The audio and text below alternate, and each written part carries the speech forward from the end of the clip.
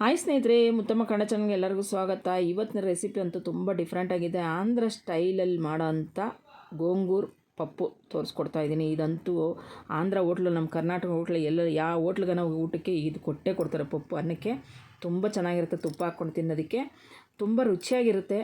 ನಾನಿವತ್ತು ಅದನ್ನು ಹೇಗೆ ಮಾಡೋದು ಅಂತ ತೋರಿಸ್ಕೊಡ್ತಾ ಇದ್ದೀನಿ. ನಾನು ಒಂದು ಕಟ್ಟಷ್ಟು ಸೊಪ್ಪು ತೆಗೆದು ನೀಟಾಗಿ ಬಿಡಿಸಿ ತೊಳೆದಿಟ್ಕೊಂಡಿದ್ದೀನಿ.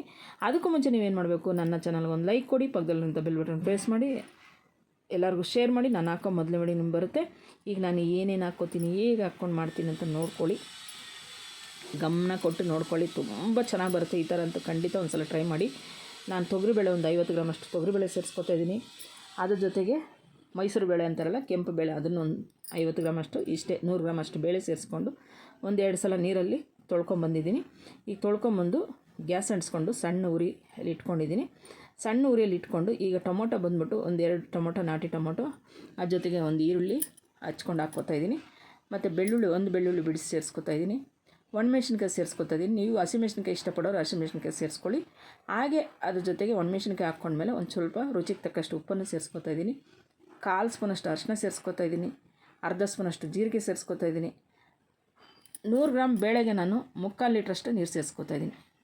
ಇಷ್ಟು ಸೇರಿಸ್ಕೊಂಡು ಚೆಂದಾಗಿ ಸೌಟಲ್ಲಿ ಇದನ್ನೆಲ್ಲ ಮಿಕ್ಸ್ ಮಾಡಿಕೊಂಡು ಈಗ ನಾನು ಅದಕ್ಕೆ ಸ್ವಲ್ಪ ಎಣ್ಣೆ ಸವರ್ಕೋತೀನಿ. ಏನಕ್ಕೆ, ಕುಕ್ಕರ್ಗೆ. ಯಾಕಂದರೆ ನೀರು ಜಾಸ್ತಿ ಇರೋದ್ರಿಂದ ಕುಕ್ಕರಿಂದ ನೀರು ವಿಸಿಲ್ ಬಂದಾಗ ಆಚೆ ಬರೋ ಅಂಥದ್ದು ಇರುತ್ತಲ್ಲ, ಅದಕ್ಕೋಸ್ಕರ ಈ ಥರ ನಾವು ಎಣ್ಣೆ ಸವರ್ಕೊಂಡು ಕುಕ್ಕರ್ ಮುಚ್ಚಳ ಹಾಕಿ ವೆಯ್ಟ್ ಹಾಕಿದ್ರೆ ಅದು ಉಕ್ಕಲ್ಲ, ಮೇಲೆಲ್ಲ ಉಕ್ಕು ಬರೋಲ್ಲ, ಕುಕ್ಕರ್ ಮುಚ್ಚಳ ಮೇಲೆಲ್ಲ ಬರೋಲ್ಲ.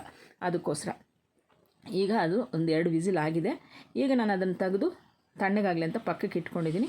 ಪಕ್ಕಕ್ಕೆ ಇಟ್ಕೊಂಡು ಒಗ್ಗರಣೆಗೆ ರೆಡಿ ಮಾಡ್ಕೊತಾ ಇದ್ದೀನಿ. ಏನಕ್ಕಂದರೆ ಗೋಂಗೂರು ಒಗ್ಗರಣೆ ಮಾಡ್ಕೊಳ್ಳೋಕ್ಕೆ ಗ್ಯಾಸ್ ಅಂಟಿಸ್ಕೊಂಡು ಬಾಣಲಿಗೆ ಇಟ್ಕೊಂಡು ಒಂದು 3ರಿಂದ 4 ಸ್ಪೂನಷ್ಟು ಎಣ್ಣೆ, ಸ್ವಲ್ಪ ಒಗ್ಗರಣೆಗೆ ಸಾಸಿವೆ, ಅದ್ರ ಜೊತೆಗೆ 1 ಸ್ಪೂನಷ್ಟು ಕಡಲೆಬೇಳೆ, 1 ಸ್ಪೂನಷ್ಟು ಉದ್ದಿನಬೇಳೆ, ಅರ್ಧ ಈರುಳ್ಳಿ ಸೇರಿಸ್ಕೊತಾ ಇದ್ದೀನಿ ಒಗ್ಗರಣೆಗೆ. ಹಾಗೆ ಕಟ್ ಮಾಡಿರೋಂಥ ಅರ್ಧ ಬೆಳ್ಳುಳ್ಳಿ, ಸಣ್ಣ ಸಣ್ಣ ಕಟ್ ಮಾಡ್ಕೊಂಡ್ರಂಥ ಅರ್ಧ ಬೆಳ್ಳುಳ್ಳಿ ಸೇರಿಸ್ಕೊತಾ ಇದ್ದೀನಿ. ಅದ್ರ ಜೊತೆಗೆ ಫ್ರೆಶ್ ಆಗಿರೋಂಥ 2 ರೆಕ್ಕೆ ಅಷ್ಟು ಕರಿಬೇವು ಸೊಪ್ಪು ಸೇರಿಸ್ಕೊತಾ ಇದ್ದೀನಿ. ಮತ್ತು ಒಗ್ಗರಣೆ ಮೆಣಸಿನ್ಕಾಯಿ, ಈ ಗುಂಡು ಮೆಣಸಿನ್ಕಾಯಿ ಇರುತ್ತಲ್ಲ ಒಗ್ಗರಣೆದು, ಅದನ್ನು ಸೇರಿಸ್ಕೊತಾ ಇದ್ದೀನಿ.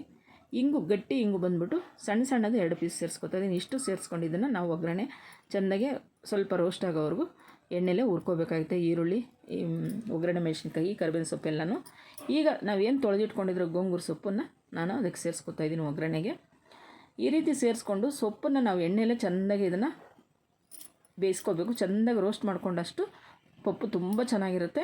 ಈ ಥರ ನಾನೆಲ್ಲ ಸೇರಿಸ್ಕೊಂಡು ಈಗ ಅದನ್ನು ನಾನು ಸ್ವಲ್ಪ ಒಂಚೂರು ಉಪ್ಪು ಹಾಕ್ತಾಯಿದ್ದೀನಿ. ಏನಕ್ಕಂದರೆ ಸೊಪ್ಪಿಗೆ ಎಷ್ಟು ಬೇಕೋ ಅಷ್ಟೇ ನಾವು ಬೇಳೆಗೆ ಹಾಕಿರೋದ್ರಿಂದ ನಾವು ಸೊಪ್ಪಿಗೆ ಒಂಚೂರು ಹಾಕ್ಕೊತಾ ಇದ್ದೀನಿ, ಸ್ವಲ್ಪ ಬೇಗ ಬೇಯುತ್ತೆ ಅಂತ. ಸ್ವಲ್ಪ ಆ ಕಡೆ ಈ ಕಡೆ ಎಲ್ಲ ತಿರುಕೊಂಡು ಒಗ್ಗರಣೆ ಎಲ್ಲ ಮಿಕ್ಸ್ ಆದಮೇಲೆ ನೋಡಿ, ಮೆಣಸಿನ್ಕಾಯಿ, ಬೆಳ್ಳುಳ್ಳಿ, ಈರುಳ್ಳಿ ಎಲ್ಲ ಚೆನ್ನಾಗಿ ಮಿಕ್ಸ್ ಆದಮೇಲೆ ಇದನ್ನು ನಾವು ಸಣ್ಣ ಉರಿಯಲ್ಲಿ ಪ್ಲೇಟ್ ಹಾಕ್ಬಿಟ್ಟು 5 ನಿಮಿಷ ಬೇಯಿಸ್ಕೋಬೇಕಾಗತ್ತೆ. 5 ನಿಮಿಷ ಬೇಯಿಸ್ಕೊಳ್ಳೋ ಅಷ್ಟೊತ್ತಿಗೆ ನಾನು ಕುಕ್ಕರ್ ತೆಗೆದೆ, ತಣ್ಣಗಾಗಿದೆ. ಕುಕ್ಕರ್ ತೆಗೆದು ನೋಡ್ತಾಯಿದ್ದೀನಿ. ಬೇಳೆ ನೋಡಿ ಎಷ್ಟು ನುಣ್ಣಗೆ ಬಂದಿದೆ, ಒಂದು ಚೂರು ಉಕ್ಕು ಬಂದಿಲ್ಲ. ನೋಡಿದ್ರಲ್ಲ, ವಿಸಿಲ್ ತೆಗಿಯೋವಾಗ ಒಂದು ಚೂರು ಉಕ್ಕು ಬಂದಿಲ್ಲ. ಈಗ ಮಸಿಯ ಕಡ್ಡಿ ತೊಗೊಂಡು, ಬೇಳೆ ಮಸಿಯ ಕಡ್ಡಿ ತೊಗೊಂಡು ಚೆಂದಾಗಿ ಅದನ್ನು ನಾನು ಚೆಂದಾಗಿ ಮಸ್ತ್ಕೋತಾ ಇದ್ದೀನಿ. ಇದನ್ನೇ ಅವರು ಪಪ್ಪು ಅನ್ನೋದು. ನಾವು ಬೇಳೆ ಅಂತೀರಿ, ಅವರು ಪಪ್ಪು ಅಂತಾರೆ. ಈ ಥರ ನಾವು ಮಾಡ್ಕೊಳೋದ್ರಿಂದ ತುಂಬ ಚೆನ್ನಾಗಿರುತ್ತೆ. ಈಗ ನಾನು ಬೇಳೆನೂ ಮಸ್ತಿದ್ದಾಯಿತು, ಪಕ್ಕಕ್ಕೆ ಇಟ್ಬಿಟ್ಟು ಇವಾಗ ನಾನು ತೆಗೆದು ನೋಡ್ತಾಯಿದ್ದೀನಿ. ಚೆನ್ನಾಗಿ ರೋಸ್ಟ್ ಆಗಿದೆ, ಎಲ್ಲ ಚೆನ್ನಾಗಿ ಚೇಂಜ್ ಆಗಿದೆ, ಸೊಪ್ಪೆಲ್ಲ ಕಲರ್ ಚೇಂಜ್ ಆಗಿದೆ. ನೋಡಿ, ನಿಮ್ಗೆ ಗೊತ್ತಾಗ್ತಾ ಇದೆಯಲ್ಲ. ಈಗ ನಾವು ಇದಕ್ಕೇನು ಮಾಡಬೇಕಂದ್ರೆ, ನಾವು ಏನು ಮಸ್ತ್ ಇಟ್ಕೊಂಡಿದ್ರು ಪಪ್ಪನ್ನ ಇದಕ್ಕೆ ಸೇರಿಸ್ಕೋಬೇಕು. ಮತ್ತು ಸೇರಿಸಿದ ಮೇಲೆ ಇದನ್ನು ಕುದಿಸೋಕೆ ಹೋಗ್ಬಾರ್ದು. ಏನೇನು ಕುದಿಸೋಷ್ಟಿಲ್ಲ, ಏನಿಲ್ಲ. ಏನಾನ ಅಕಸ್ಮಾತ್ ನಿಮ್ಗೆ ಏನಾನ ಉಪ್ಪು ಕಡಿಮೆ ಅಂದರೆ ಉಪ್ಪು ಹಾಕ್ಕೊಳ್ಳಿ, ಇಲ್ಲ ಖಾರ ಕಡಿಮೆ ಅನ್ನಂಗಿದೆ ಒಂಚೂರು ಖಾರದ ಪುಡಿ ಹಾಕ್ಕೊಳ್ಳಿ, ಅಷ್ಟೇ. ಸೂಪರಾಗಿ ರೆಡಿ ಆಯ್ತು ನೋಡಿರಿ.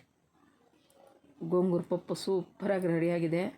ತುಂಬ ಚೆನ್ನಾಗಿರುತ್ತೆ. ಇದಂತೂ ಚಪಾತಿಗೆ, ರೋಟಿಗೆ, ಅನ್ನಕ್ಕೂ ಚೆನ್ನಾಗಿರುತ್ತೆ, ಮುದ್ದೆಗೂ ಚೆನ್ನಾಗಿರುತ್ತೆ.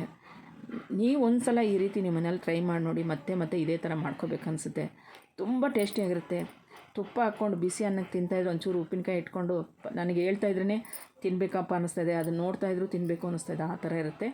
ಈಗ ನಾನು ಅನ್ನಕ್ಕೆ ಹಾಕ್ಕೊಂಡು ತಿಂದು ನಿಮಗೆ ತೋರಿಸ್ತೀನಿ. ನೋಡಿ ಎಷ್ಟು ಚೆನ್ನಾಗಿ ಬಂದಿದೆ, ಸೂಪರಾಗಿ ಬಂದಿದೆ. ಖಂಡಿತ ಒಂದು ಸಲ ಟ್ರೈ ಮಾಡಿ. ಇದು ಬಿಸಿ ಅನ್ನಕ್ಕೆ ಹಾಕ್ಕೊಂಡು ತುಪ್ಪ ಹಾಕ್ಕೊಂಡು ಒಂಚೂರು ಸೈಡಲ್ಲಿ ಉಪ್ಪಿನಕಾಯಿ ಇಟ್ಕೊಂಡು, ಹಪ್ಪಳ ಆಗಲಿ ಉಪ್ಪಿನಕಾಯಿ ಏನಾದರೂ ಇಟ್ಕೊಂಡು ತಿಂದರೆ ಅಷ್ಟೇ ಸಖತ್ತಾಗಿರುತ್ತೆ, ತುಂಬ ಟೇಸ್ಟಿಯಾಗಿರುತ್ತೆ.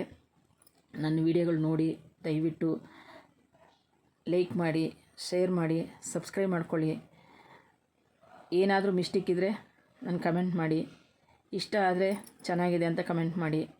ಮತ್ತು ಶಾರ್ಟ್ ವಿಡಿಯೋ ಇದೆ, ಅದನ್ನು ಕೆಲವ್ರು ನೋಡಿಲ್ಲ, ಹೋಗಿ ಅದನ್ನು ನೋಡಿ ಸರಿನಾ ತಪ್ಪು ಅಂತ ತಿಳಿಸಿ. ಏಕೆಂದರೆ ನಾನು ಇತ್ತೀಚೆಗೆ ಸ್ವಲ್ಪ ವೀಡಿಯೋ ಮಾಡ್ತಾಯಿರೋದು, ನನ್ನದಿರೋ ಪ್ರಾಬ್ಲಮ್ಮೇ ನಿಮ್ಮ ಹತ್ರ ಹೇಳಿದ್ದೀನಿ. ನಮ್ಮ ತಾಯಿಯವ್ರಿಗೆ ಹುಷಾರಿರಲಿಲ್ಲ ಅಂತ ಈಗ ಸ್ವಲ್ಪ ವೀಡಿಯೋಗಳು ಮಾಡ್ತಾಯಿದ್ದೀನಿ. ದಯವಿಟ್ಟು ನನ್ನ ವೀಡಿಯೋ ನೋಡಿ, ಲೈಕ್ ಮಾಡಿ, ಶೇರ್ ಮಾಡಿ, ಕಮೆಂಟ್ ಮಾಡಿ. Thank you friends.